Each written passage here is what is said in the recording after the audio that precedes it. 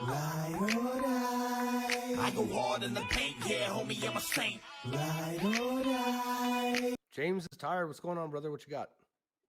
Hey, I'll make it quick because I know there's some other guys in the chat. Um, Daniel, you have a unique style of debating compared to other Muslim apologists. Like when it comes to things like slavery or sex slavery, you don't shy away from these. You just answer things like it's morally necessary. What made you decide to take this blunt approach where I'm just going to go head on after these?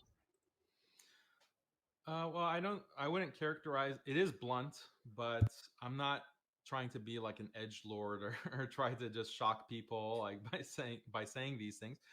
I just think like that these kinds of practices or values, that's what Islam teaches, and no one has had a problem like within Muslim history with these institutions like of slavery or concubinage or corporal punishment, for example, or minor marriage.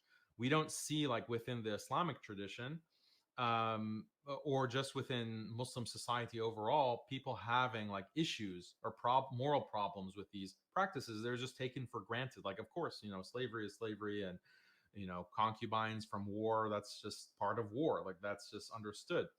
And I think that you can't really, if you were to argue against those values, or those practices, you'd have to throw the Islamic tradition under the bus. To a large extent, you'd have to throw the Quran under the bus, the practice and the statements of the Prophet, peace be upon him, under the bus. Um, I can't see a consistent way to argue, yeah, slavery is morally wrong without also condemning not only like the Quran, the Prophet Muhammad, and but also basically 1400 years of Muslim tradition and Islamic tradition. And I don't see that as being intellectually consistent for a Muslim to take those kinds of positions. Thank you very much for your time. I told Khalil I'd make it speedy. Thanks again. Appreciate it, James. All right, Take care, thanks, James. James. Have a good day. Ride or die. I go